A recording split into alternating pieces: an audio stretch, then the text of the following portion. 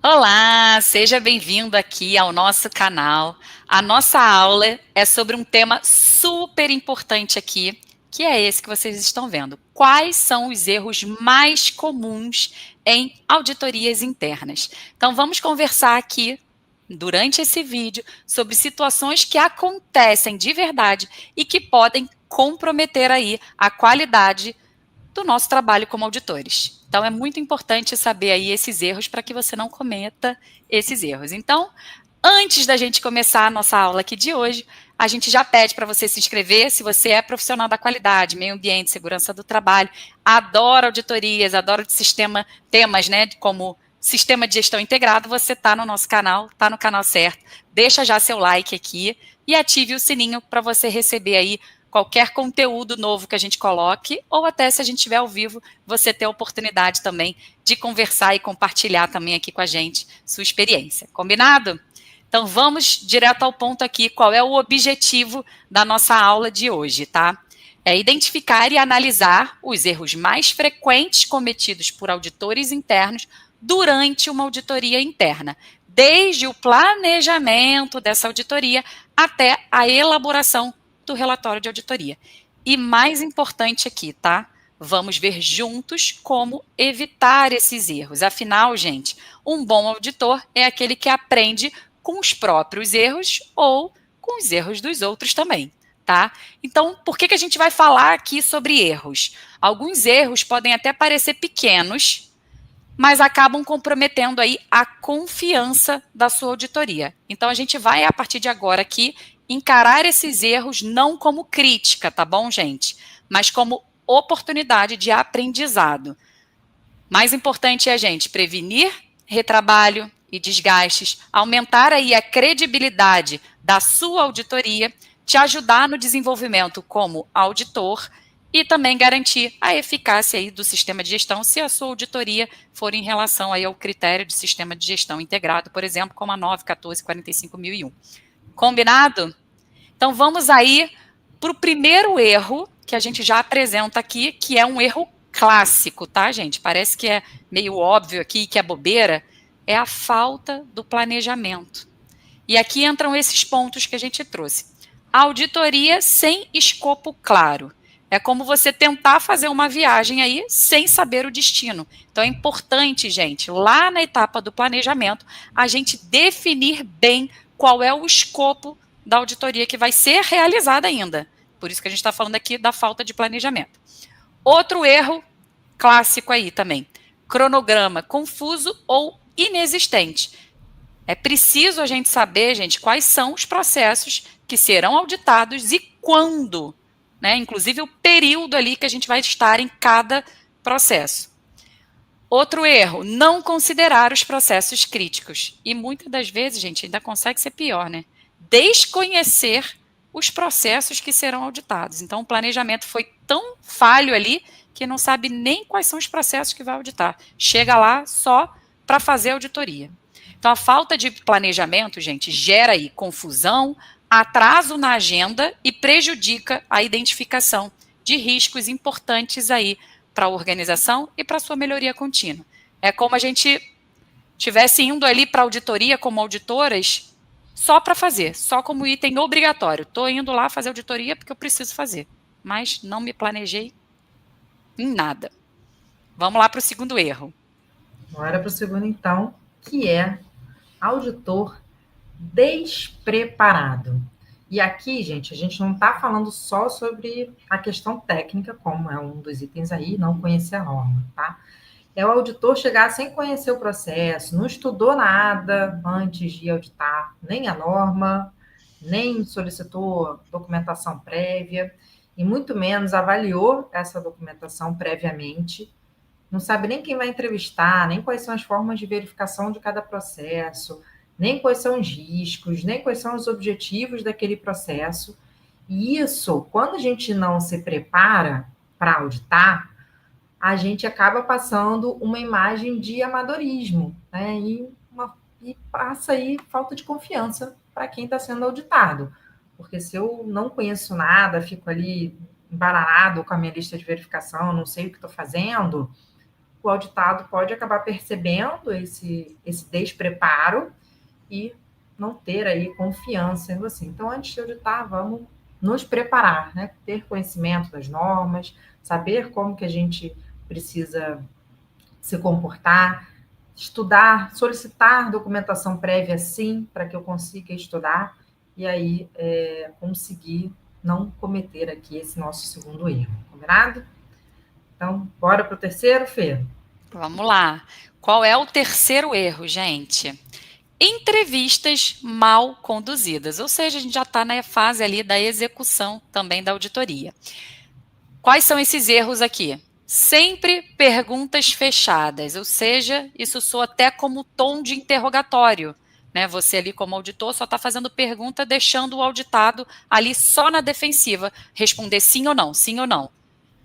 E isso acaba acontecendo o quê? Você está interrogando em vez de dialogar, né? E aí, gente, lembrem sempre disso. A auditoria é um diálogo que a gente gosta muito de falar, de fazer também durante as nossas auditorias, é a gente promover conversas estratégicas. A gente nem gosta de falar entrevistas, né, Ana? A gente gosta de falar aqui conversas estratégicas, porque não é um momento de fazer inquisição, é um momento de você perguntar e ouvir como funciona o processo, porque muitas das vezes ali, enquanto o auditado está explanando o processo, você já está coletando as evidências, né? Porque você está verificando a conformidade. E aí, outro item aqui, criar um clima de desconfiança, ou seja, quando você está fazendo a entrevista ali, e por isso mal conduzida, o auditado ele não está confortável para explicar o seu processo. Acredita que você está ali só para identificar erros e mostrar que você faz bem o seu trabalho. Será que é sobre isso? Você é do tipo do auditor que precisa identificar uma não conformidade durante a auditoria e depois que identifica, você fica tranquilo. Ah, já consegui identificar uma não conformidade aqui, então já consegui fazer bem a minha auditoria? Será que é sobre isso? Então, fique aí a reflexão para você. E o outro aqui, falta da escuta ativa, que é a gente ter ali um momento de estar realmente escutando o que o auditado está falando, prestando atenção no processo, para aí sim coletar as evidências. Então, tá ali para fazer o serviço de auditoria e só coletar a evidência, você não está nem prestando atenção no que está sendo explicado pelo auditado. Então, muitas das vezes isso pode gerar, inclusive, equívoco na sua compreensão como auditor e auditora, porque você não está escutando o que o auditado está falando. Então, você está fazendo já inferências só com a resposta sim ou não dele e tirando as suas próprias conclusões. Não é sobre isso uma auditoria, tá? Então, bora para o quarto erro. Quarto erro, não saber como redigir uma não conformidade. E aqui a gente tem um dos erros mais perigosos, eu diria, né, dentro do processo de auditoria, que é descrever a opinião ao invés de descrever o fato. Como assim? Ah, eu vou usar termos como eu acho que, parece que, enfim, isso não cabe dentro de um relatório de auditoria, tá? A gente tem que descrever o que foi visto, qual foi a evidência objetiva. Eu preciso citar o requisito e deixar claro qual foi o desvio, qual foi aquela não conformidade encontrada, tá? E o outro erro muito comum também dentro da descrição das não conformidades é quando a gente cita nome das pessoas. Então, assim, gente, a gente tem que lembrar que a gente está auditando processos e não pessoas, ok? Então, não é recomendável a gente colocar nomes dentro dos relatórios ou dentro da descrição ali da não conformidade, ok? Porque senão a gente está enviesando isso para pessoas e não para processos, combinado?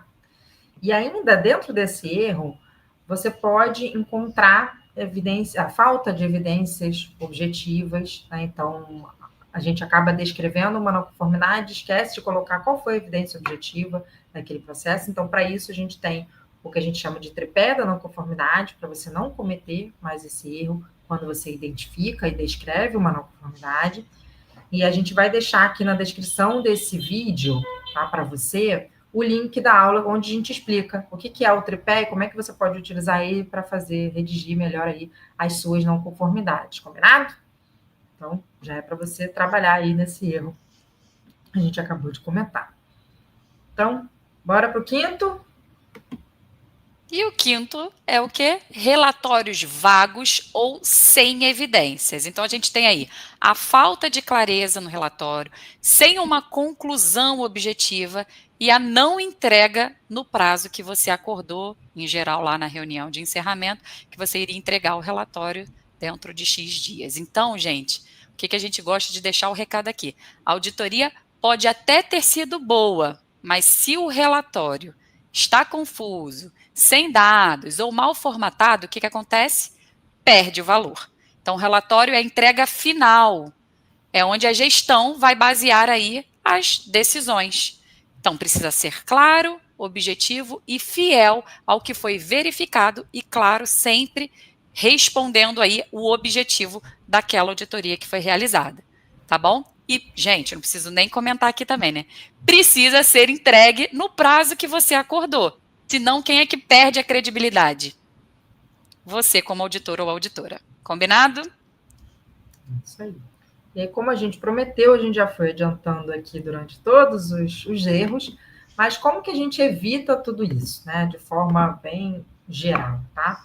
Auditar bem vai envolver um bom planejamento detalhado, ou seja, você precisa se preparar, você precisa se planejar, então, um bom planejamento, uma boa preparação. O conhecimento técnico, sim, é importante, porque você, como auditor, precisa saber o que você vai auditar, quais são os requisitos, quais são esses processos. É claro que a gente precisa ser imparcial, precisa ser ético, precisa saber registrar bem quais foram as evidências que a gente identificou e ter uma comunicação, um comportamento adequado durante todo o processo de auditoria. Isso significa ouvir com atenção, como a Fernanda falou aqui, ter escutativa, relatar as evidências de forma clara e objetiva. Então, tudo isso é importante para que você evite todos esses erros que a gente acabou de comentar aqui para vocês, tá?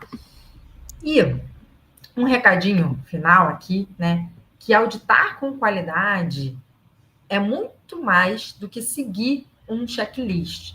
Então, muitos auditores pensam assim: eu vou pegar um checklist pronto, eu já tenho aqui a minha lista de verificação, então eu já consigo auditar.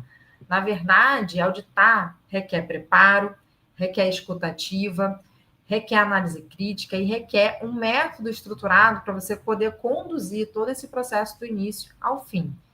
E evitar esses erros que a gente viu aqui é o primeiro passo para que você possa crescer aí como auditor, se destacar, ser bem remunerado por isso. E agora a gente quer abrir um espaço aqui para você comentar, colocar aqui nos comentários se você já cometeu algum desses erros no passado ou no presente, que outros erros a gente poderia abordar aqui. Escreve aqui no comentário que a gente vai adorar conversar e trocar isso com você, combinado? E é claro, a gente também vai deixar aqui na descrição desse vídeo o link do programa Auditor Especialista, que é a nossa formação completa, reconhecida como extensão universitária pelo MEC, onde você pode fazer parte dessa comunidade, fazer essa comunidade crescer e cada vez mais trocar essas experiências em muitas situações reais que a gente troca todos os meses com quem participa aí da comunidade dos auditores especialistas, tá bom? Para evitar aí cometer esses erros. Dito isso, a gente agradece, reforçando aqui, não se esqueça de curtir esse vídeo, compartilha com quem você acredita que vai ser útil também. Se inscreve no nosso canal para receber todas as notificações, ativa o sininho, receba todas as notificações de todos os vídeos que a gente postar aqui novos, tá bom? E a gente se encontra aí no próximo vídeo, ou quem sabe dentro do programa Auditor Especialista, tá bom? Até lá, até a próxima. Até o pai.